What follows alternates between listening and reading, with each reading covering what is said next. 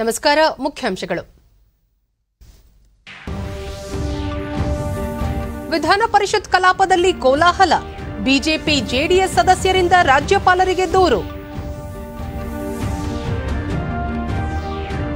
ಅತಿವೃಷ್ಟಿ ಪ್ರವಾಹ ಹಿನ್ನೆಲೆ ಕೇಂದ್ರ ಅಧ್ಯಯನ ತಂಡದೊಂದಿಗೆ ಕಂದಾಯ ಸಚಿವರ ಸಮಾಲೋಚನೆ.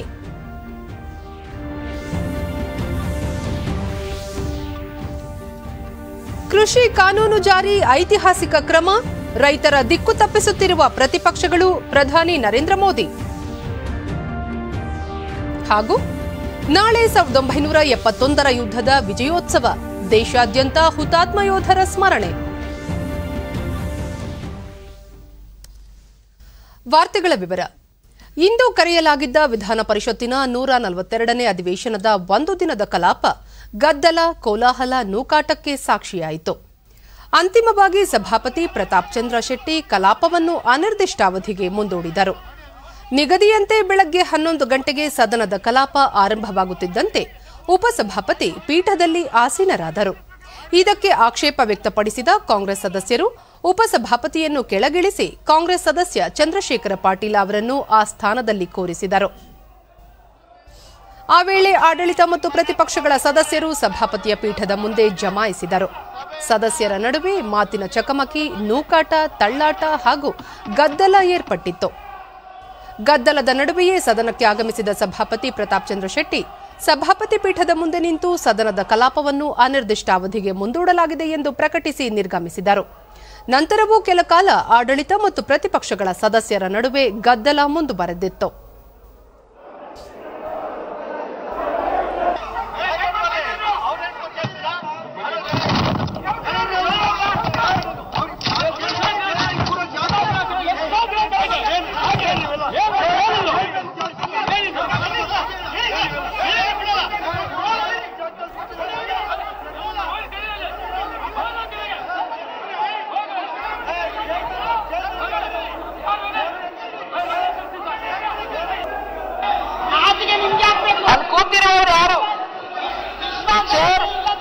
ಚೇರಲ್ಲಿ ಕೂತಿರುವವರು ಈ ಪ್ಯಾನಲ್ ಎಲ್ಲಿದ್ದಾರಾ?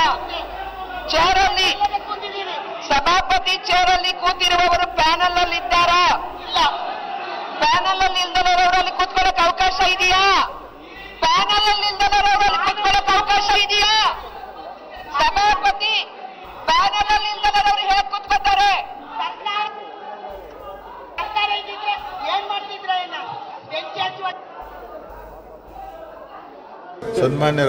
ಈ ಬೆಳವಣಿಗೆ ಕುರಿತು ಪ್ರತಿಕ್ರಿಯಿಸಿದ ಕಾನೂನು ಸಚಿವ ಜೆಸಿ ಮಾಧುಸ್ವಾಮಿ, ಸಭಾಪತಿಗಳ ವಿರುದ್ಧ ಬಿಜೆಪಿ ಮಂಡಿಸಿದ್ದ ಅವಿಶ್ವಾಸ ನಿರ್ಣಯ ಗೊತ್ತುವಳಿಯನ್ನು ನಿಯಮದಂತೆ ಇತ್ಯರ್ಥಪಡಿಸಬೇಕಿತ್ತು. ಆದರೆ ನಿಯಮವನ್ನು ಪಾಲನೆ ಮಾಡಿಲ್ಲ. ಸಭಾಪತಿಯವರು ತಮ್ಮ ವಿರುದ್ಧದ ಅವಿಶ್ವಾಸದ ನಿರ್ಣಯದ ಬಗ್ಗೆ ಸ್ವತಃ ಅವರೇ ತೀರ್ಪು ನೀಡುವುದು ಸರಿಯಲ್ಲ. ಅವಿಶ್ವಾಸ ನಿರ್ಣಯ ಸೂಚನೆ ನೋಟಿಸ್ ನೀಡಿ 14 ದಿನ ಕಳೆದಿದೆ. ಈ ಹಿನ್ನೆಲೆಯಲ್ಲಿ ಉಪಸಭಾಪತಿ ಅವರಿಗೆ ಸದನ ನಡೆಸುವಂತೆ ಸೂಚಿಸಲಾಗಿತ್ತು ಎಂದು ಹೇಳಿದರು. ಸಚಿವ ಆರ್ ಅಶೋಕ, ಸಭಾಪತಿ ಅವರು ತಪ್ಪು ಮಾಡಿದಾಗ ಮಧ್ಯಪ್ರವೇಶಿಸಲು ರಾಜ್ಯಪಾಲರಿಗೆ ಅವಕಾಶವಿದೆ. ಕಾನೂನಿನ ಅಡಿಯಲ್ಲೇ ರಾಜ್ಯಪಾಲರು ಮತ್ತೆ ಅಧಿವೇಶನ ಕರೆಯಲಿದ್ದಾರೆ. ಬಹುಮತವಿಲ್ಲದ ಸಂದರ್ಭದಲ್ಲಿ ಸಭಾಪತಿಯವರು ಅಧಿವೇಶನ ನಡೆಸುವಂತಿಲ್ಲ ಎಂದರು. ಮೇಲ್ಮನೆಯ ವಿರೋಧ ಪಕ್ಷದ ನಾಯಕ ಎಸ್ಆರ್ ಪಾಟೀಲ್, ಆಡಳಿತ ಪಕ್ಷ ಬಿಜೆಪಿ ಶಿಷ್ಟಾಚಾರವನ್ನು ಗಾಳಿಗೆ ತೂರಿ ಉಪಸಭಾಪತಿಗಳನ್ನು ಸಭಾಪತಿಗಳ ಪೀಠದಲ್ಲಿ ಕೂರಿಸಿದೆ. ಇದು ಸಂವಿಧಾನಕ್ಕೆ ಎಸಗಿದ ಅಪಚಾರ. ಇದನ್ನು ಖಂಡಿಸುತ್ತೇವೆ ಎಂದು ಪ್ರತಿಕ್ರಿಯಿಸಿದರು.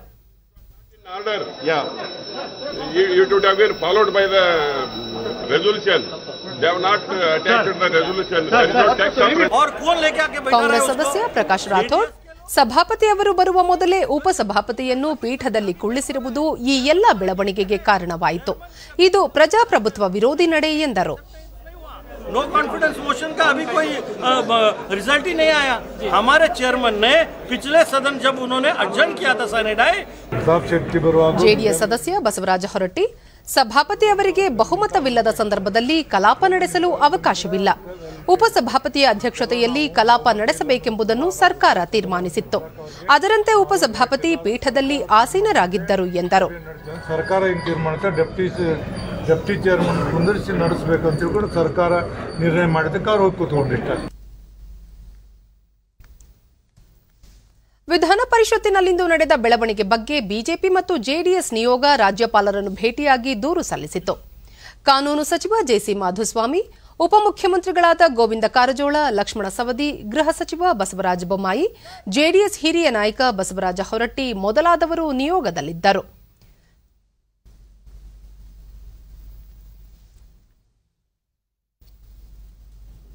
ಭೇಟಿಯ ಬಳಿಕ ಸುದ್ದಿಗಾರರೊಂದಿಗೆ ಜೆಸಿ ಮಾಧುಸ್ವಾಮಿ, ವಿಧಾನ ಪರಿಷತ್ತಿನಲ್ಲಿಂದು ನಡೆದ ಬೆಳವಣಿಗೆಯ ಬಗ್ಗೆ ರಾಜ್ಯಪಾಲರಿಗೆ ದೂರು ನೀಡಿದ್ದೇವೆ. ಸಭಾಪತಿಯವರು ತಮ್ಮ ವಿರುದ್ಧ ಅವಿಶ್ವಾಸ ನಿರ್ಣಯದ ಚರ್ಚೆಗೆ ಅವಕಾಶ ಕಲ್ಪಿಸಿಕೊಡುವಂತೆ ಮನವಿ ಮಾಡಿದ್ದೆವು. ಆದರೆ ಅವರು ಕಲಾಪವನ್ನು ಅನಿರ್ದಿಷ್ಟಾವಧಿಗೆ ಮುಂದೂಡಿದ್ದಾರೆ. ರಾಜ್ಯಪಾಲರು ತಮ್ಮ ಸಂವಿಧಾನದತ್ತವಾದ ಅಧಿಕಾರವನ್ನು ಚಲಾಯಿಸಿ ಸಭಾಪತಿ ವಿರುದ್ಧ ಅವಿಶ್ವಾಸ ನಿರ್ಣಯದ ಚರ್ಚೆಗೆ ಅವಕಾಶ ಮಾಡಿಕೊಡುವಂತೆ ಮನವಿ ಮಾಡಿದ್ದೇವೆ. ತಜ್ಞರ ಜೊತೆ ಚರ್ಚಿಸಿ ಮುಂದಿನ ತೀರ್ಮಾನ ತಿಳಿಸುವುದಾಗಿ ಅವರು ಭರವಸೆ ನೀಡಿದ್ದಾರೆ ಎಂದರು. ವಿಶ್ವಾಸ ನಿರ್ಣಯ ಮೇಲೆ ಮೊದಲೇ ಚರ್ಚೆ ಆಗಲಿ, ಆಮೇಲೆ ಸರ್ಕಾರಿ ಕಾರ್ಯಕ್ರಮ ಏಕಾಏಕಿ ಅವ್ರನ್ನ ಬಂದು ಕಾಂಗ್ರೆಸ್ ಸದಸ್ಯರೇನು ಎಳೆದಾಡಿದ್ರು ಕರ್ನಾಟಕ ವಿಧಾನ ಪರಿಷತ್. ಬಸವರಾಜ ಹೊರಟ್ಟಿ, ಸಭಾಪತಿ ವಿರುದ್ಧ ಅವಿಶ್ವಾಸ ನಿರ್ಣಯ ವಿಷಯದಲ್ಲಿ ಬಿಜೆಪಿಗೆ ಲಿಖಿತವಾಗಿಯೇ ಬೆಂಬಲ ಕೊಟ್ಟಿದ್ದೇವೆ ಎಂದು ಹೇಳಿದರು. ನಮ್ಮ ಸೂಚನೆಯನ್ನು ತಿರಸ್ಕರಿಸಿದ್ದಾರೆ. ಸಂವಿಧಾನ ಆರ್ಟಿಕಲ್ 179C ಪ್ರಕಾರ ಅವರಿಗೆ ಅಧಿಕಾರ ಇಲ್ಲ. ನಾವು ಸ್ಪೆಸಿಫಿಕ್ ಚಾರ್ಜ್ ಮಾಡಬೇಕು ಅಂತ ಹೇಳಿದ್ರು ಕೂಡ ಸಂವಿಧಾನದಲ್ಲಿ ಸ್ಪಷ್ಟವಾಗಿದೆ. ಆ ತೀರ್ಮಾನ ತಗೊಳ್ಳೋ ಅಧಿಕಾರ ಮನೆಗೆ ಸಭೆಗೆ ಮಾತ್ರ ಇದೆ. ಅದೇ ಅಧಿಕಾರ ಕುರ್ಚಿ ಬಿಡಬಾರ್ದಂತ ಇದ್ಕೊಂಡು ಅದಕ್ಕೆ ಕುರ್ಚಿ ಬಿಡಬಾರ್ದಂತಿದ್ದಾಗ ಏನು ಮಾಡೋಕ್ಕಾಗುತ್ತೆ? ಹೆಂಗಾರ ಅಲ್ಲಿ ಎಲ್ಲಿ ತಗೊಳಕ್ಕಾಗತ್ತೆ ತಳ್ಳ್ಯಾರ. ಇನ್ನೊಂದು ಇಷ್ಟು ದಿವಸ ಇರೋನು ಗೊತ್ತಾಯ್ತು ಅವ್ರಿಗೆ ಪ್ರತಿಯೊಂದು 12 ದಿವಸ ಇದ್ದವನು ಇದ್ದಾರೆ. ಬಹುಮತ ಇಲ್ಲದಿದ್ದಾಗ ವಿಧಾನ ಪರಿಷತ್ತಿನ ಸಭಾಪತಿ ಅಧಿಕಾರದಲ್ಲಿ ಮುಂದುವರಿಯುವುದು ಸರಿಯಲ್ಲ ಎಂದು ಮುಖ್ಯಮಂತ್ರಿ ಬಿಎಸ್ ಯಡಿಯೂರಪ್ಪ ಪ್ರತಿಕ್ರಿಯಿಸಿದ್ದಾರೆ. ಸಭಾಪತಿ ವಿರುದ್ಧ ಅವಿಶ್ವಾಸ ನಿರ್ಣಯಕ್ಕೆ ಜೆಡಿಎಸ್ ಕೂಡ ಬೆಂಬಲ ನೀಡಿದೆ. ಇಂತಹ ಸಂದರ್ಭದಲ್ಲಿ ಕಾಂಗ್ರೆಸ್ನವರು ಸಭಾಪತಿಯವರಿಂದ ರಾಜೀನಾಮೆ ಪಡೆಯಬೇಕಿತ್ತು. ಸಭಾಪತಿಯವರೇ ಸ್ವತಃ ರಾಜೀನಾಮೆ ನೀಡಿ ತೆರಳಬೇಕಿತ್ತು. ಆದರೆ ಕಾಂಗ್ರೆಸ್ ಸದಸ್ಯರು ಬಹುಮತ ಇಲ್ಲದ ಮೇಲೂ ಸಭಾಪತಿಯವರನ್ನು ಅಧಿಕಾರದಲ್ಲಿ ಕೂರಿಸಲು ಪ್ರಯತ್ನಿಸುತ್ತಿದ್ದಾರೆ. ರಾಜ್ಯಪಾಲರು ಈ ಬಗ್ಗೆ ಸೂಕ್ತ ತೀರ್ಮಾನ ಕೈಗೊಳ್ಳಲಿದ್ದಾರೆ ಎಂದರು. ಬಿಜೆಪಿ ಜೊತೆಗಿದ್ದೇವೆ ಅಂತ ಬಹಿರಂಗವಾಗಿ ಹೇಳಿಕೆ ಕೊಟ್ಟ ಮೇಲೆ ಬಹುಮತ ಇಲ್ಲ ಅಂತ ಸ್ಪಷ್ಟವಾಗಿ ಗೊತ್ತಾದ ಮೇಲೆ ಕಾಂಗ್ರೆಸ್ನವರ ಕರ್ತವ್ಯ ಇತ್ತು ಸಭಾಪತಿಗಳಿಗೆ ಒಂದು ಕ್ಷಣ ತಡ ಮಾಡದೇ ರಾಜೀನಾಮೆ ಕೊಟ್ಟು ಹೋಗಿ. ಹೋದ ಬಾರಿನೇ ಅವಿಶ್ವಾಸ ನಿರ್ಣಯ ಮಂಡನೆ ಮಾಡಿದ ಮೇಲೆ ಇರುವಂಥ ಎಲ್ಲ ಕಾನೂನು ಚೌಕಟ್ಟಲ್ಲಿ ಹೇಳೋದಾರೆ ಎಲ್ಲ ಲೀಗಲ್ ಎಕ್ಸ್ಪರ್ಟ್ಸ್ ಪ್ರಕಾರ ಒಂದು ಸಾರಿ ನಿಮ್ಮ ವಿರುದ್ಧ ಅವಿಶ್ವಾಸ ನಿರ್ಣಯ ಮಂಡನೆ ಮಾಡಿದ ಮೇಲೆ ನೀವು ಬಂದು ಸಭಾಪತಿ ಸ್ಥಾನದಲ್ಲಿ ಕೂತ್ಕೊಳ್ಳಿ. ಕರ್ನಾಟಕದ ವಿಧಾನ ಪರಿಷತ್ ಕೇಂದ್ರ ಸಚಿವ ಪ್ರಹ್ಲಾದ್ ಜೋಶಿ ಪ್ರತಿಕ್ರಿಯಿಸಿ, ರಾಜ್ಯದ ವಿಧಾನ ಪರಿಷತ್ತಿನಲ್ಲಿ ನಡೆದ ಘಟನೆ ದುರ್ದೈವದ ಸಂಗತಿ. ಅವಿಶ್ವಾಸ ನಿರ್ಣಯದ ನೋಟಿಸ್ ನೀಡಿದಾಗ ಸಂಬಂಧಪಟ್ಟವರು ಪೀಠದಲ್ಲಿ ಇರಬಾರದು. ಆದರೆ ಸಭಾಪತಿಯವರು 2 ಬಾರಿ ತಮ್ಮ ವಿರುದ್ಧ ಅವಿಶ್ವಾಸ ನಿರ್ಣಯದ ನೋಟಿಸ್ ನೀಡಿದಾಗಲೂ ಚರ್ಚೆಗೆ ಅವಕಾಶ ಕೊಡದೆ ಕಲಾಪವನ್ನು ಮುಂದೂಡಿದ್ದಾರೆ. ಇದು ಪ್ರಜಾಪ್ರಭುತ್ವ ಮತ್ತು ಸಂವಿಧಾನ ವಿರೋಧಿ ನೀತಿಯಾಗಿದೆ ಎಂದರು. ಅವಶ್ಯಕತೆ ಇರುವಂತಷ್ಟು ಸದಸ್ಯರು ಸಹಿ ಮಾಡಿ ಅವಿಶ್ವಾಸದ ನೋಟಿಸನ್ನು ಕೊಟ್ಟರೆ ಯಾರು ಚೇರ್ಮನ್ ಅಥವಾ ಡೆಪ್ಟಿ ಚೇರ್ಮನ್ನು, ಡೆಪ್ಟಿ ಸ್ಪೀಕರು, ಸ್ಪೀಕರ್ ಇರ್ತಾರೆ, ಅವರು ಆ ಒಂದು ಸಂದರ್ಭದಲ್ಲಿ ಅವರು ಪೀಠಾಸೀನರಾಗಿರಬಾರದು, ಅಂದರೆ ಅವರು ಚೇರ್ ಮೇಲೆ ಇರಬಾರದು. ಆದರೆ ದುರ್ದೈವ ಏನಂತಂದರೆ 2 ಬಾರಿನೂ ಯಾವಾಗ ಈ ಒಂದು ಅವಿಶ್ವಾಸದ ನಿರ್ಣಯವನ್ನು ಮಂಡನೆ ಮಾಡಿದ್ದಾರೆ, ಆವಾಗ ಈಗಿರುವಂಥ ಚೇರ್ಮನ್ರೇ ಅವರು ತಾವು ಸ್ವತಃ ಬಂದು ಕೂತು ಆ ಚರ್ಚೆಗೆ ಅವಕಾಶ ಮಾಡಿಕೊಡಲಾರದೆ ಸದನವನ್ನು ಮುಂದಿಟ್ಟಿದ್ದಾರೆ. ಇದು ಕಾಂಗ್ರೆಸ್ಸಿನ ಅಲ್ಲಿನ ಸ್ಥಳೀಯ ನಾಯಕರ ಮತ್ತು ಇವತ್ತಿನ ಚೇರ್ಮನ್ ಅವರ ಇದು ಪ್ರಜಾಪ್ರಭುತ್ವ ವಿರೋಧಿ ನೀತಿ ಆಗ್ತದೆ, ಸಂವಿಧಾನಕ್ಕೆ ಧಿಕ್ಕಾರವನ್ನು ಮಾಡುವಂಥ ಒಂದು ನೀತಿ ಆಗ್ತದೆ. ಈಗ ಜಾಹೀರಾತು, ನಂತರ ವಾರ್ತಾ ಪ್ರಸಾರ ಮುಂದುವರಿಯುತ್ತದೆ. You know it's only a drill, and yet you train like it is the real thing. Because one day, at a second's notice, it will be. One day, you'll come together as an invincible team. And every second you save will be a life saved. The Indian Air Force is looking for an exceptional team. A team that is truly a cut above. Join the Indian Air Force to be a cut above. ವಿಧಾನ ಪರಿಷತ್ನಲ್ಲಿಂದು ನಡೆದ ಘಟನೆ ವಿಷಾದನೀಯ. ಅವಿಶ್ವಾಸ ನಿರ್ಣಯ notice ಕ್ರಮಬದ್ಧವಾಗಿಲ್ಲದ ಕಾರಣ ಸಭಾಪತಿಯವರು ಅದನ್ನು ತಿರಸ್ಕರಿಸಿದ್ದರು ಎಂದು ವಿಧಾನಸಭೆಯ ವಿರೋಧ ಪಕ್ಷದ ನಾಯಕ ಸಿದ್ದರಾಮಯ್ಯ ಪ್ರತಿಕ್ರಿಯಿಸಿದ್ದಾರೆ. ವಿಧಾನಸೌಧದಲ್ಲಿಂದು ಅವರು, ಸಭಾಪತಿಯವರು ಹಾಜರಿರುವಾಗ ಉಪಸಭಾಪತಿಯವರು ಪೀಠದಲ್ಲಿ ಆಸೀನರಾಗುವುದು ಸರಿಯಲ್ಲ. ಪ್ರಜಾಪ್ರಭುತ್ವ ವ್ಯವಸ್ಥೆಯಲ್ಲಿ ನಿಯಮಾವಳಿ ಪ್ರಕಾರ ಕಲಾಪ ನಡೆಯಬೇಕು. ಆದರೆ ಬಿಜೆಪಿ ಹಾಗೂ ಜೆಡಿಎಸ್ ಸದಸ್ಯರು ನಿಯಮಾವಳಿ ಗಾಳಿಗೆ ತೂರಿ ಸಂವಿಧಾನ ವಿರೋಧಿಯಾಗಿ ನಡೆದುಕೊಂಡಿದ್ದಾರೆ ಎಂದು ಅವರು ಆರೋಪಿಸಿದರು.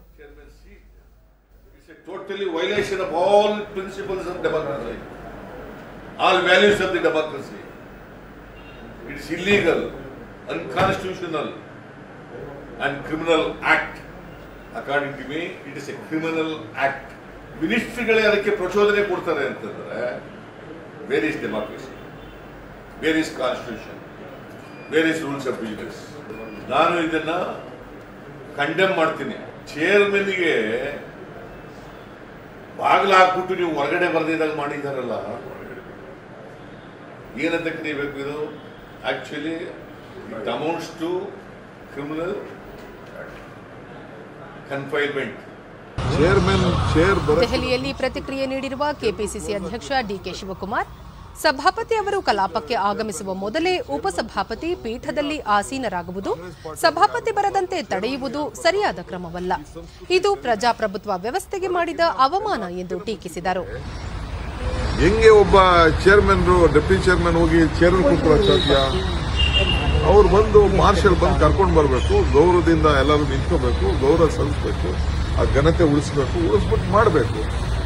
ಅದನ್ನ ಬಿಟ್ಟು ಅವರು ಚೇರ್ಮನ್ ಒಳಗೆ ಬರಕ್ಕಿಲ್ದಂಗೆ ಅದನ್ನು ಬೀಗ ಹಾಕ್ಬಿಟ್ಟು ಇಲ್ಲೂ ಈ ಕಾಂಗ್ರೆಸ್ ಮೆಂಬರ್ಗಳು ಯಾರು ಹೊರಗಡೆ ಹೋಗ್ತಿಲ್ದಂಗೆ ಹಾಕ್ಬಿಟ್ಟು ಏನೋ ಮುಗಿಸ್ಕೊಂಡ್ಬಿಡ್ತೀನಿ ಅಂತಂದ್ರೆ ಇವರೆಲ್ಲ ಸೇರ್ಕೊಂಡು ಏನು ಇದು ಕರ್ನಾಟಕದ ಪ್ರಜಾಪ್ರಭುತ್ವದ ವ್ಯವಸ್ಥೆಗೆ, ನಮ್ಮ ಅಸೆಂಬ್ಲಿ, ನಮ್ಮ ಕೌನ್ಸಿಲ್ಗೆ ಒಂದು ದೊಡ್ಡ ಅವಮಾನ ಇದೆ.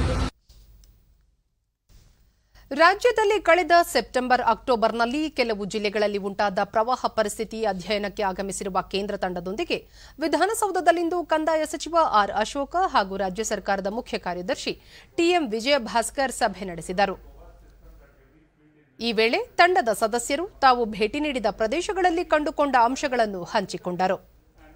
ಕೇಂದ್ರ ಗೃಹ ಸಚಿವಾಲಯದ ರಾಷ್ಟ್ರೀಯ ವಿಪತ್ತು ನಿರ್ವಹಣಾ ಪ್ರಾಧಿಕಾರದ ಜಂಟಿ ಕಾರ್ಯದರ್ಶಿ ರಮೇಶ್ ಕುಮಾರ್ ಘಂಟಾ ನೇತೃತ್ವದ ತಂಡ ನಿನ್ನೆ ಕಲಬುರಗಿ, ಅಫ್ಜಲ್ಪುರ, ಜೇವರ್ಗಿಪುರ ತಾಲೂಕುಗಳಲ್ಲಿ ಪ್ರವಾಹ ಹಾನಿ ಅಧ್ಯಯನ ನಡೆಸಿತ್ತು.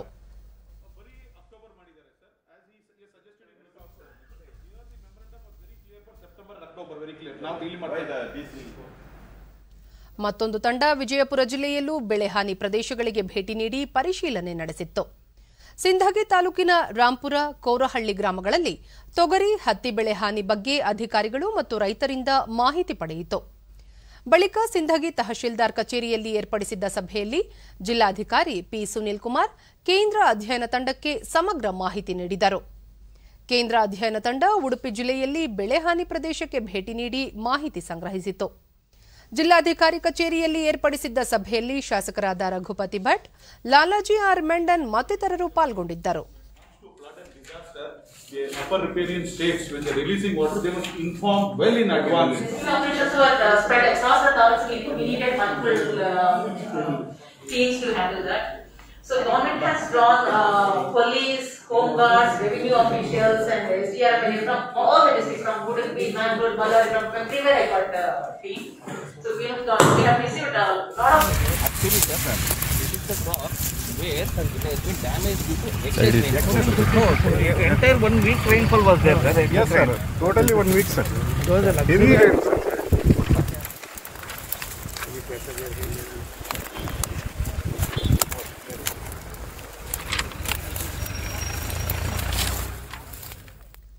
ಈಗ ಜಾಹೀರಾತು, ನಂತರ ವಾರ್ತಾ ಪ್ರಸಾರ ಮುಂದುವರಿಯುತ್ತದೆ. ಗೆಳೆಯ, ನಿನಗೆ ಅರ್ಥವಾಗ್ತಿಲ್ವಾ? ಏನಾಯ್ತು? ಇವತ್ತು IT8 ನಲ್ಲಿ ನಮ್ಮ ವಿರುದ್ಧ ತೀರ್ಪು ಬಂದಿದೆ. ಮತ್ತೆ ಹೈಕೋರ್ಟ್ ನಲ್ಲಿ ಮೇಲ್ಮನವಿ ಮಾಡಬೇಕು. ಇಂದೇ ಕೊನೆ ದಿನ. ತೆರಿಗೆನ ನಾನು ತುಂಬಿದ್ರು ಈ ಬಡ್ಡಿ ಮತ್ತೆ ದಂಡ. ನಿಮ್ಗೆ ಈ ವಿವಾದದಿಂದ ವಿಶ್ವಾಸದೆಡೆಗೆ ಕಾರ್ಯದ ಬಗ್ಗೆ ಗೊತ್ತಿಲ್ವಾ? ಕೇವಲ ತೆರಿಗೆ ಪಾವತಿಸಿ, ಬಡ್ಡಿ ದಂಡ ಎಲ್ಲವೂ ಮನ್ನಾ. ನಿಜವಾಗ್ಲೂ? ಹೌದು. ನಿಮ್ಮ ಅಟರ್ನಿಗೆ ಕರೆ ಮಾಡಿ ಈ ಸ್ಕೀಮಿನ ಬಗ್ಗೆ ಕೇಳಿ. ರಾವಿ, ವಿವಾದದಿಂದ ವಿಶ್ವಾಸದೆಡೆಗೆ ಬಗ್ಗೆ ಕೇಳಿದ್ದೀರಾ? ಬಹಳ ಸರಳ sir. Income tax filing website ಹೋಗಿ DTVSB ಅಲ್ಲಿ ಒಂದು ಅರ್ಜಿ ತುಂಬಿದ್ರಾಯ್ತು ಅಷ್ಟೇ. ಮೊದಲೇ ಯಾಕೆ ಹೇಳಲಿಲ್ಲ? ಅಷ್ಟೇ.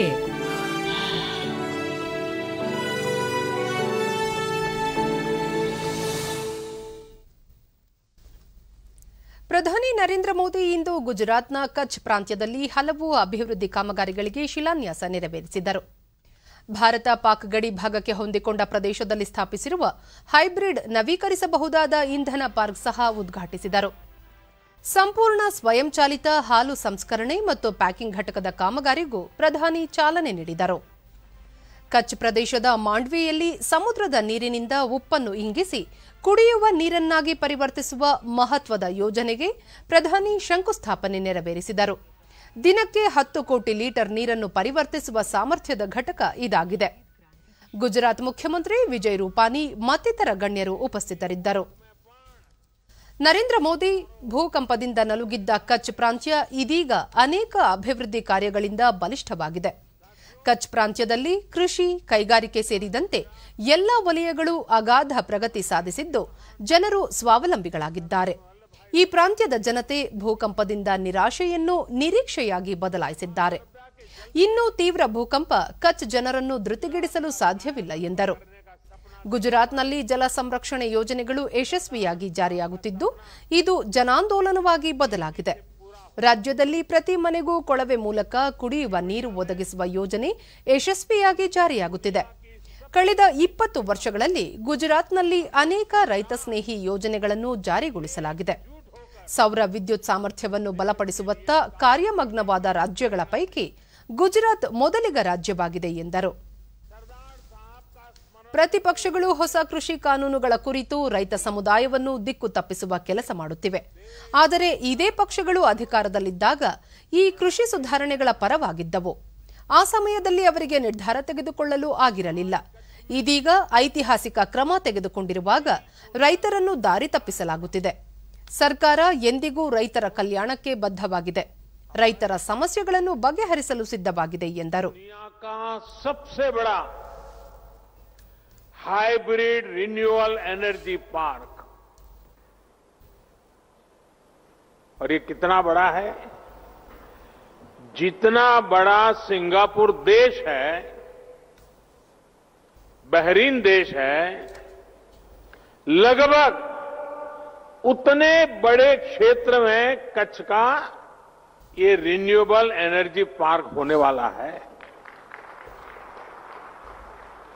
अब आपको अंदाज आता होगा कि कितना विशाल होने वाला है. 70,000 हेक्टेयर, यानी भारत के बड़े बड़े शहरों से भी बड़ा ये कच्छ का रिन्यूएबल एनर्जी पार्क. ये जब सुनते हैं ना, ये शब्द कान में पड़ते हैं, ये सुनकर कितना अच्छा लगता है. लगता है कि नहीं लगता है कच्छ वालों को? ದೇಶದಲ್ಲಿ ಕೋವಿಡ್ನ ಸಕ್ರಿಯ ಮತ್ತು ದೈನಂದಿನ ಪ್ರಕರಣಗಳ ಸಂಖ್ಯೆ ಕ್ರಮೇಣ ಗಣನೀಯವಾಗಿ ಕಡಿಮೆಯಾಗುತ್ತಿದೆ ಎಂದು ಕೇಂದ್ರ ಆರೋಗ್ಯ ಸಚಿವಾಲಯ ತಿಳಿಸಿದೆ. ದೆಹಲಿಯಲ್ಲಿ ಸುದ್ದಿಗಾರರೊಂದಿಗೆ ಆರೋಗ್ಯ ಸಚಿವಾಲಯದ ಕಾರ್ಯದರ್ಶಿ ರಾಜೇಶ್ ಭೂಷಣ್ ಕಳೆದ 24 ತಾಸಿನಲ್ಲಿ 34,477 ಮಂದಿ ಚೇತರಿಸಿಕೊಳ್ಳುವುದರೊಂದಿಗೆ ದೇಶದಲ್ಲಿ ಚೇತರಿಕೆ ಪ್ರಮಾಣ 95.12% ಏರಿದೆ. ಸಾವಿನ ಪ್ರಮಾಣದಲ್ಲೂ ಇಳಿಮುಖವಾಗುತ್ತಿದ್ದು ಸದ್ಯ ಈ ಪ್ರಮಾಣ 1.45ರಷ್ಟಿದೆ. ಶೀಘ್ರವೇ ಈ ಪ್ರಮಾಣ 1% ಕಡಿಮೆಯಾಗುವ ನಿರೀಕ್ಷೆ ಇದೆ. ಸದ್ಯ ದೇಶದಲ್ಲಿ ಸುಮಾರು 3,40,000 ಸಕ್ರಿಯ ಪ್ರಕರಣಗಳಿವೆ. ಕೇರಳ, ಮಹಾರಾಷ್ಟ್ರ, ರಾಜಸ್ಥಾನ, ಪಶ್ಚಿಮ ಬಂಗಾಳ ಮತ್ತು ದೆಹಲಿಯಲ್ಲಿ ದೈನಂದಿನ ಸರಾಸರಿ ಪ್ರಕರಣಗಳ ಸಂಖ್ಯೆ ಹೆಚ್ಚಾಗುತ್ತಿದೆ ಎಂದರು. ಕೋವಿಡ್ ಲಸಿಕೆ ನೀಡುವ ಪ್ರಕ್ರಿಯೆ ಈಗಾಗಲೇ ಬ್ರಿಟನ್ನಲ್ಲಿ ಆರಂಭವಾಗಿದ್ದು ಮೊದಲ ದಿನವೇ ಇದರ ವ್ಯತಿರಿಕ್ತ ಪರಿಣಾಮವೂ ಕಂಡುಬಂದಿದೆ. ಆದರೆ ಭಾರತದಲ್ಲಿ ಲಸಿಕೆ ನೀಡುವಿಕೆಯ ಪ್ರಕ್ರಿಯೆಯಲ್ಲಿ ಇಂತಹ ಅಡ್ಡ ಪರಿಣಾಮ ಆಗದಂತೆ ರಾಜ್ಯಗಳು ಮತ್ತು ಕೇಂದ್ರಾಡಳಿತ ಪ್ರದೇಶಗಳು ಸಿದ್ಧತೆಗಳನ್ನು ಮಾಡಿಕೊಳ್ಳಬೇಕು ಎಂದರು. तो आप देखेंगे कोविड से होने वाली जो मृत्यु हैं वो अप्रैल में उन्होंने विश्व में एक पीक देखा था, एक ऊंचाई छुई थी. उसके बाद फिर उनमें डिक्लाइन हुआ और वो घटती गई. लेकिन नवंबर से जो मृत्यु हो रही हैं कोविड से विश्व में वो फिर से बढ़नी शुरू हुई हैं और लगातार अभी भी बढ़ रही हैं. तो ये एक चिंता की बात है, पूरे विश्व में ये हो रहा है. इसके अलावा अगर आप अमेरिकाज यानी यूएसए और कनाडा को देखें और यूरोप के देशों को देखें तो वहाँ जो प्रतिदिन नए केसेस आते हैं जो हमने यहाँ पीले रंग के बार से दिखाए हैं और जैसे हम देख नीति रहे हैं कि आयोगದ पिछले ಸದಸ್ಯ हफ्ते ಡಾಕ್ಟರ್ में ವಿಕೆ ಪಾಲ್ ದೆಹಲಿಯಲ್ಲಿ ಕೊರೋನಾ ಸೋಂಕು ಇಳಿಮುಖವಾಗುತ್ತಿರುವುದು ಸಂತೋಷದ ವಿಷಯವಾಗಿದೆ. ಆದರೂ ಕೆಲ ರಾಜ್ಯಗಳಲ್ಲಿ ಇನ್ನೂ ಸೋಂಕಿನ ಬೆದರಿಕೆ ಇದೆ. ಪರಿಸ್ಥಿತಿಯನ್ನು ನಿಯಂತ್ರಣಕ್ಕೆ ತರಲು ಕ್ರಮ ತೆಗೆದುಕೊಳ್ಳುವಂತೆ ಉತ್ತರಾಖಂಡ, ನಾಗಾಲ್ಯಾಂಡ್, ಹಿಮಾಚಲ ಪ್ರದೇಶ ಸರ್ಕಾರಗಳು ಮತ್ತು ಅಲ್ಲಿನ ಜನತೆಗೆ ಮನವಿ ಮಾಡಲಾಗಿದೆ ಎಂದರು. ಕೋವಿಡ್ ಲಸಿಕೆಯ ಕ್ಲಿನಿಕಲ್ ಪ್ರಯೋಗಕ್ಕೆ ಭಾರತೀಯ ಔಷಧ ಮಹಾನಿಯಂತ್ರಕರು ಕಂಪನಿಗಳಿಗೆ ಒಪ್ಪಿಗೆ ನೀಡಿದ್ದಾರೆ. ಕೇಂದ್ರ ಸರ್ಕಾರದ ಜೈವಿಕ ತಂತ್ರಜ್ಞಾನ ಇಲಾಖೆ ಸಹಯೋಗದೊಂದಿಗೆ ಜಿನೋವಾ ಕಂಪನಿ ಲಸಿಕೆಯನ್ನು ಅಭಿವೃದ್ಧಿಪಡಿಸಿದೆ. ಈ ಲಸಿಕೆ ಮಾರುಕಟ್ಟೆಗೆ ಬಿಡುಗಡೆಯಾದರೆ ಇದನ್ನು ಸಾಮಾನ್ಯ ತಂಪು ವಾತಾವರಣದಲ್ಲೂ ಇರಿಸಬಹುದಾಗಿದೆ, ಅಂದರೆ ಫ್ರಿಡ್ಜ್ನಲ್ಲೂ ಸಂರಕ್ಷಿಸಿ ಇಡಬಹುದಾಗಿದೆ. ಫೈಜರ್ ಲಸಿಕೆಗೆ ಬಳಸಿರುವ ತಂತ್ರಜ್ಞಾನವನ್ನು ಈ ಲಸಿಕೆಗೆ ಬಳಸಲಾಗಿದೆ. ದೇಶದಲ್ಲಿ 6 ಲಸಿಕೆಗಳು ಕ್ಲಿನಿಕಲ್ ಪ್ರಯೋಗಗಳಲ್ಲಿವೆ ಎಂದರು. प्रेडिक्शन करना असंभव है, तो ये याद दिलाता है कि सिचुएशन ठीक होके भी. ಈಗ ಜಾಹೀರಾತು, ನಂತರ ವಾರ್ತಾ ಪ್ರಸಾರ ಮುಂದುವರಿಯುವುದು. देश का ईमानदार टैक्स पेयर राष्ट्र निर्माण में बहुत बड़ी भूमिका निभाता है. जब देश के ईमानदार टैक्स पेयर का जीवन आसान बनता है, वो आगे बढ़ता है, तो देश का भी विकास होता है, ದೇಶ भी आगे बढ़ता है. ಪ್ರಧಾನಮಂತ್ರಿಯವರ ಈ ದೃಷ್ಟಿಕೋನದೊಂದಿಗೆ ಯಾವಾಗ ದೇಶದ ಜಾಗರೂಕ ಹಾಗೂ ಜವಾಬ್ದಾರಿಯುತ ತೆರಿಗೆ ಪಾವತಿದಾರ ಮುಂಗಡ ತೆರಿಗೆ ಪಾವತಿಸುವನು, ಆಗ ಆತ್ಮನಿರ್ಭರ ಭಾರತದ ನಿರ್ಮಾಣದ ದೇಶದ ಸಂಕಲ್ಪ ಮತ್ತು ವಿಶ್ವಾಸ ಇನ್ನಷ್ಟು ಬಲಿಷ್ಠವಾಗುತ್ತದೆ. ಆದ್ದರಿಂದ ನಿಮ್ಮ ಆದಾಯದ ಒಟ್ಟು ಮುಂಗಡ ಮೊತ್ತದ 75% ಡಿಸೆಂಬರ್ 15, 2020 ಒಳಗೆ ಖಂಡಿತ ಪಾವತಿಸಿ. ಕಂಪನಿಗಳು ಅಥವಾ ಕಾರ್ಪೊರೇಟ್ಗಳಲ್ಲದೆ ಇತರ ವ್ಯಕ್ತಿ ಅಥವಾ ಸಂಬಳದಾರರು ಯಾರ ತೆರಿಗೆ ಮೂಲದಲ್ಲಿ ಕಟಾಯಿಸಿದ ಬಳಿಕವೂ ಮತ್ತಷ್ಟು ತೆರಿಗೆ ಸಾಧ್ಯತೆ ₹10,000 ಅಥವಾ ಅದಕ್ಕೂ ಅಧಿಕವಾಗಿದ್ದರೆ ಮುಂಗಡ ತೆರಿಗೆ ಪಾವತಿಸುವುದು ಅವಶ್ಯಕವಾಗಿದೆ. ರಾಜ್ಯದಲ್ಲಿ ಇಂದು ಹೊಸದಾಗಿ 1,185 ಮಂದಿಗೆ ಕೋವಿಡ್ ಪ್ರಕರಣಗಳು ದೃಢಪಟ್ಟಿದ್ದು, ಇದರೊಂದಿಗೆ ಒಟ್ಟು ಸೋಂಕು ಪ್ರಕರಣಗಳ ಸಂಖ್ಯೆ 9,03,425ಕ್ಕೆ ಏರಿಕೆಯಾಗಿದೆ. ಇಂದು 1,594 ಮಂದಿ ಆಸ್ಪತ್ರೆಯಿಂದ ಬಿಡುಗಡೆಯಾಗಿದ್ದು, ಇದುವರೆಗೂ ಗುಣಮುಖರಾದವರ ಸಂಖ್ಯೆ ಒಟ್ಟು 8,75,796ಕ್ಕೆ ತಲುಪಿದೆ. ಇಂದು 11 ಮಂದಿ ಸಾವನ್ನಪ್ಪಿದ್ದು, ಮೃತಪಟ್ಟವರ ಸಂಖ್ಯೆ 11,965ಕ್ಕೆ ಏರಿಕೆಯಾಗಿದೆ. ಸದ್ಯ ರಾಜ್ಯದಲ್ಲಿ 15,645 ಸಕ್ರಿಯ ಪ್ರಕರಣಗಳಿವೆ. 253 ಮಂದಿ ರಾಜ್ಯದ ವಿವಿಧ ಆಸ್ಪತ್ರೆಗಳಲ್ಲಿ ತೀವ್ರ ನಿಗಾ ಘಟಕದಲ್ಲಿ ಚಿಕಿತ್ಸೆ ಪಡೆಯುತ್ತಿದ್ದಾರೆ. 89,530 ಪರೀಕ್ಷೆ ನಡೆಸಿದ್ದು, ಇದುವರೆಗೂ 1,25,09,743 ಮಂದಿಗೆ ಕೊರೋನಾ ಪರೀಕ್ಷೆ ನಡೆಸಲಾಗಿದೆ ಎಂದು ಆರೋಗ್ಯ ಮತ್ತು ಕುಟುಂಬ ಕಲ್ಯಾಣ ಇಲಾಖೆ ತಿಳಿಸಿದೆ. ಬೆಂಗಳೂರಿನಲ್ಲಿಂದು 673 ಮಂದಿಗೆ ಸೋಂಕು ತಗುಲಿದ್ದು, ಒಟ್ಟು ಸೋಂಕು ಪ್ರಕರಣಗಳ ಸಂಖ್ಯೆ 3,79,571ಕ್ಕೆ ಏರಿಕೆಯಾಗಿದೆ. ಇಂದು 980 ಮಂದಿ ಆಸ್ಪತ್ರೆಯಿಂದ ಬಿಡುಗಡೆಯಾಗಿದ್ದು, ಇದುವರೆಗೂ ಗುಣಮುಖರಾದವರ ಸಂಖ್ಯೆ 3,64,787ಕ್ಕೆ ಏರಿಕೆಯಾಗಿದೆ. ಸದ್ಯ 10,542 ಸಕ್ರಿಯ ಪ್ರಕರಣಗಳಿವೆ. ಬೆಂಗಳೂರಿನಲ್ಲಿ 3 ಮಂದಿ ಮೃತಪಟ್ಟಿರುವುದು ಸೇರಿದಂತೆ ಒಟ್ಟಾರೆ 4,241 ಮಂದಿ ಸಾವನ್ನಪ್ಪಿದ್ದಾರೆ. ವಿವಿಧ ಜಿಲ್ಲೆಗಳಲ್ಲಿ ವರದಿಯಾಗಿರುವ ಪ್ರಕರಣಗಳ ವಿವರ ಇಂತಿದೆ.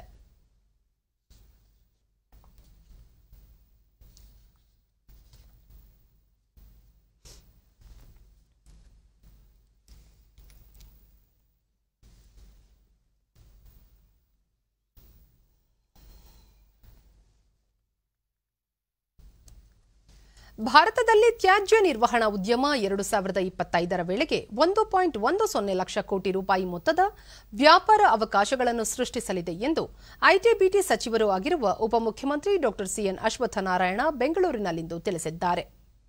ಸೋಷಿಯಲ್ ಆಲ್ಫಾ ಮತ್ತು ಎಚ್&ಎಂ ಫೌಂಡೇಶನ್ ವತಿಯಿಂದ ಆಯೋಜಿಸಿದ್ದ ತ್ಯಾಜ್ಯ ನಿರ್ವಹಣೆಯಲ್ಲಿ ನಾವೀನ್ಯತಾ ಪರಿಹಾರಗಳಿಗೆ ಸವಾಲು ಕಾರ್ಯಕ್ರಮಕ್ಕೆ ಇಂದು ಚಾಲನೆ ನೀಡಿ ಅವರು ಮಾತನಾಡಿದರು. ತ್ಯಾಜ್ಯ ನಿರ್ವಹಣೆಯಲ್ಲಿ ಸ್ವೀಡನ್ ದೇಶ ಮಾದರಿಯಾಗಿದೆ. 2016ರವರೆಗೆ ಆ ದೇಶದಲ್ಲಿ ನಮ್ಮಂತೆಯೇ ತ್ಯಾಜ್ಯ ವಿಲೇವಾರಿ ಸಮಸ್ಯೆ ಇತ್ತು. ಆದರೆ ತ್ಯಾಜ್ಯವನ್ನು ಇಂಧನವಾಗಿ ಪರಿವರ್ತಿಸುವ ತಾಂತ್ರಿಕತೆಯನ್ನು ಅಳವಡಿಸಿಕೊಳ್ಳುವ ಮೂಲಕ ಆ ದೇಶವು ಈಗ ಕಸ ನಿರ್ವಹಣೆಯಿಂದ ಲಾಭ ಗಳಿಸುತ್ತಿದೆ. ಹೀಗಾಗಿ ಆ ದೇಶವು ಕಸವನ್ನು ಬೇರೆ ದೇಶಗಳಿಂದ ಆಮದು ಮಾಡಿಕೊಳ್ಳುತ್ತಿದೆ ಎಂದು ಹೇಳಿದರು. ಕೋವಿಡ್ ಸಾಂಕ್ರಾಮಿಕದಿಂದಾಗಿ ಶಾಲಾ ಆರಂಭ ತಡವಾದ ಹಿನ್ನೆಲೆಯಲ್ಲಿ ಮಕ್ಕಳನ್ನು ಕಲಿಕೆಯಲ್ಲಿ ತೊಡಗಿಸಲು ಸಾರ್ವಜನಿಕ ಶಿಕ್ಷಣ ಇಲಾಖೆ ಕೈಗೊಂಡಿದ್ದ ವಿದ್ಯಾಗಮ ಯೋಜನೆಯನ್ನು ಪರಿಷ್ಕರಿಸಿ ಸುಧಾರಿತ ಮತ್ತು ಸುರಕ್ಷತಾ ಕ್ರಮಗಳೊಂದಿಗೆ ಹೊಸ ರೀತಿಯಲ್ಲಿ ಅನುಷ್ಠಾನಗೊಳಿಸಲಾಗುವುದು ಎಂದು ಪ್ರಾಥಮಿಕ ಮತ್ತು ಪ್ರೌಢಶಿಕ್ಷಣ ಸಚಿವ ಎಸ್ ಸುರೇಶ್ ಕುಮಾರ್ ತಿಳಿಸಿದ್ದಾರೆ. ವಿದ್ಯಾಗಮವು ಶಾಲೆಯ ಆರಂಭವಲ್ಲ. ಅತಿ ಕಡಿಮೆ ಸಂಖ್ಯೆ ಮಕ್ಕಳ ತಂಡದೊಂದಿಗೆ ಶಾಲಾವರಣದಲ್ಲಿ ಲಭ್ಯವಿರುವ ಸ್ಥಳದಲ್ಲಿ ಅನುಕೂಲಕ್ಕೆ ತಕ್ಕಂತೆ ಪಾಠ ನಡೆಯುತ್ತವೆ. ವಿದ್ಯಾಗಮ ಗ್ರಾಮೀಣ ಪ್ರದೇಶದ ವಿದ್ಯಾರ್ಥಿಗಳಿಗೆ ಪ್ರಯೋಜನಕಾರಿಯಾಗಿದೆ ಎಂದು ತಿಳಿಸಿದರು. ಅಂಚೆ ಇಲಾಖೆ ಮತ್ತು ಭಾರತೀಯ ಅಂಚೆ ಪಾವತಿ ಬ್ಯಾಂಕ್ ಹೊರತಂದಿರುವ ಡಾಕ್ ಪೇ ಡಿಜಿಟಲ್ ಪಾವತಿ ಆಪ್ಗೆ ಇಂದು ಚಾಲನೆ ನೀಡಲಾಯಿತು. ಈ ಆಪ್ ಮೂಲಕ ತ್ವರಿತವಾಗಿ ಡಿಜಿಟಲ್ ಪಾವತಿ ಸಾಧ್ಯವಾಗಲಿದೆ. Digital financial and the nation to cater to financial needs, pay for various sections of society as well. ಈ ಸಂದರ್ಭದಲ್ಲಿ ಉಪಸ್ಥಿತರಿದ್ದ ದೂರಸಂಪರ್ಕ ಮತ್ತು ಮಾಹಿತಿ ತಂತ್ರಜ್ಞಾನ ಸಚಿವ ರವಿಶಂಕರ್ ಪ್ರಸಾದ್, ಕೋವಿಡ್ ಸಾಂಕ್ರಾಮಿಕ ಸಮಯದಲ್ಲೂ ಡಿಜಿಟಲ್ ಪಾವತಿಗಳನ್ನು ಪರಿಣಾಮಕಾರಿಯಾಗಿ ಮಾಡಿದ ಭಾರತೀಯ ಅಂಚೆ ಪಾವತಿ ಬ್ಯಾಂಕ್ನ ಪ್ರಯತ್ನಗಳು ಶ್ಲಾಘನೀಯ. ಹೊಸ ಡಾಕ್ ಪೇ ಆಪ್ನಿಂದ ಅಂಚೆ ಇಲಾಖೆಯ ಡಿಜಿಟಲ್ ಪಾವತಿ ಸೇವೆಗಳು ದ್ವಿಗುಣಗೊಳ್ಳುವ ನಿರೀಕ್ಷೆ ಇದೆ ಎಂದರು. पोस्टल डिपार्टमेंट ई कॉमर्स हो आप अच्छा कर सकते हैं, डिलीवरी ऑफ सर्विसेज आप और अच्छा कर सकते हैं. तो आज जब देश में डिजिटल प्रोफाइलिंग बहुत आगे बढ़ रही है, डिजिटल डिलीवरी ऑफ सर्विसेज भी आगे बढ़ रही है. और 1971ರ ಯುದ್ಧದಲ್ಲಿ ಭಾಗಿಯಾದ ಯುದ್ಧ ವೀರರಿಗೆ ಗಡಿ ಭದ್ರತಾ ಪಡೆ ಬಿಎಸ್ಎಫ್ ವಿನೂತನ ಮಾದರಿಯಲ್ಲಿ ಗೌರವ ತೋರಿದೆ.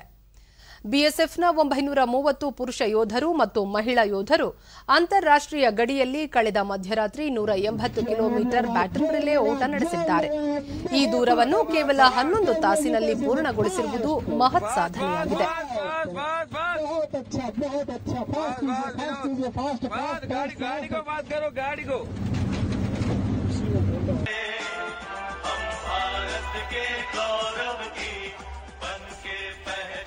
ವಿಜಯೋತ್ಸವದ ಹಿನ್ನೆಲೆಯಲ್ಲಿ ನಾಳೆ ದೆಹಲಿಯ ರಾಷ್ಟ್ರೀಯ ಯುದ್ಧ ಸ್ಮಾರಕದಲ್ಲಿ ಏರ್ಪಡಿಸಿರುವ ಕಾರ್ಯಕ್ರಮದಲ್ಲಿ ಪ್ರಧಾನಿ ನರೇಂದ್ರ ಮೋದಿ ಪಾಲ್ಗೊಂಡು ಹುತಾತ್ಮ ಯೋಧರಿಗೆ ಗೌರವ ಸಲ್ಲಿಸಲಿದ್ದಾರೆ. ಬೆಂಗಳೂರಿನ ರಾಷ್ಟ್ರೀಯ ಮಿಲಿಟರಿ ಸ್ಮಾರಕದಲ್ಲಿ ಮುಖ್ಯಮಂತ್ರಿ ಬಿಎಸ್ ಯಡಿಯೂರಪ್ಪ ಹುತಾತ್ಮ ಯೋಧರಿಗೆ ಗೌರವ ನಮನ ಸಲ್ಲಿಸಲಿದ್ದಾರೆ.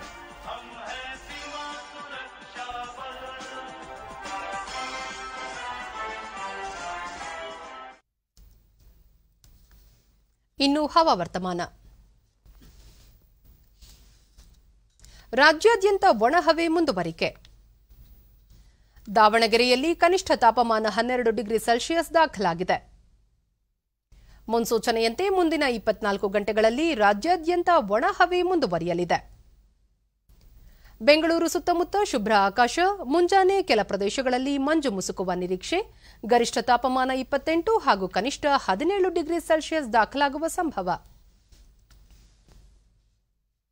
ಕೊನೆಯಲ್ಲಿ ಮತ್ತೊಮ್ಮೆ ಮುಖ್ಯಾಂಶಗಳು. ವಿಧಾನ ಪರಿಷತ್ ಕಲಾಪದಲ್ಲಿ ಕೋಲಾಹಲ, ಬಿಜೆಪಿ ಜೆಡಿಎಸ್ ಸದಸ್ಯರಿಂದ ರಾಜ್ಯಪಾಲರಿಗೆ ದೂರು. ಅತಿವೃಷ್ಟಿ ಪ್ರವಾಹ ಹಿನ್ನೆಲೆ ಕೇಂದ್ರ ಅಧ್ಯಯನ ತಂಡದೊಂದಿಗೆ ಕಂದಾಯ ಸಚಿವರ ಸಮಾಲೋಚನೆ.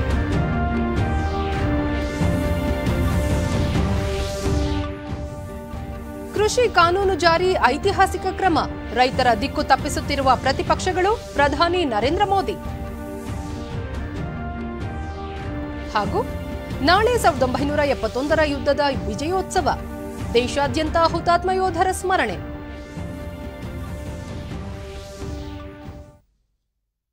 ನಮ್ಮ ವಾರ್ತಾ ಪ್ರಸಾರವನ್ನು ನೀವು ಡಿಡಿ ಚಂದನ ನ್ಯೂಸ್ ಯೂಟ್ಯೂಬ್ ಚಾನೆಲ್ನಲ್ಲೂ ವೀಕ್ಷಿಸಬಹುದು. ಇಲ್ಲಿಗೆ ಇಂದಿನ ವಾರ್ತಾ ಪ್ರಸಾರ ಮುಕ್ತಾಯವಾಯಿತು. ಸತ್ಯ, ಸಮರ್ಥ, ಸಂಪೂರ್ಣ ಸುದ್ದಿಗಾಗಿ ವೀಕ್ಷಿಸಿ ಚಂದನ ವಾರ್ತೆ. ನಮ್ಮ ಮುಂದಿನ ವಾರ್ತಾ ಪ್ರಸಾರ ನಾಳೆ ಬೆಳಗ್ಗೆ 11 ಗಂಟೆಗೆ ಚಂದನದಲ್ಲಿ. ನಮಸ್ಕಾರ.